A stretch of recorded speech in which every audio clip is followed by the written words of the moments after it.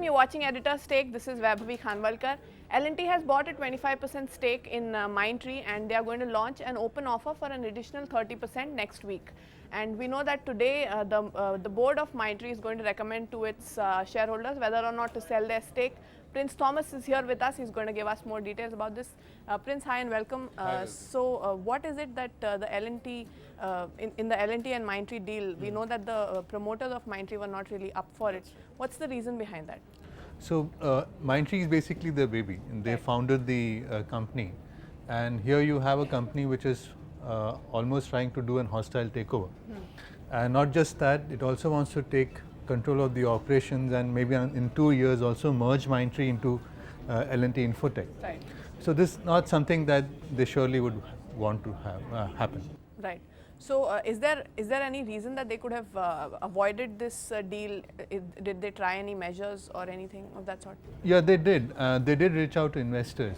They did reach out to KKR, to Barings P. Right. But these are all private equity investors who would want a say in the operations of Mindtree. Right. And not only that, they would also want a seat on the board. Right. That's completely different from what Siddhartha, whose stake L&T had initially taken, his role in Mindtree, because he was a passive investor, didn't have a say in operations, was not there on the board. So the promoters were looking for an investor who would be something like Siddhartha, but they couldn't. Right. So we know that they are going to recommend, the board is going to recommend to its shareholders today.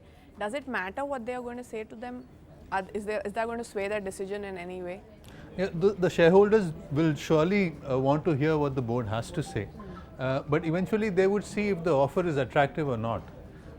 And market experts say that the offer is attractive. Okay. But they also would see some of the other shareholders like the Nalanda Capital, which owns about 10%. Right. And it has been against the L&T offer. Okay. So what Nalanda will do will also be an interesting thing to see. Right. But eventually we have to see how many of the shareholders will eventually sell their shares. So interesting thing to look out for. Okay. Thank you so much for those insights, Prince.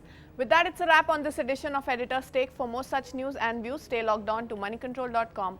Thanks for watching.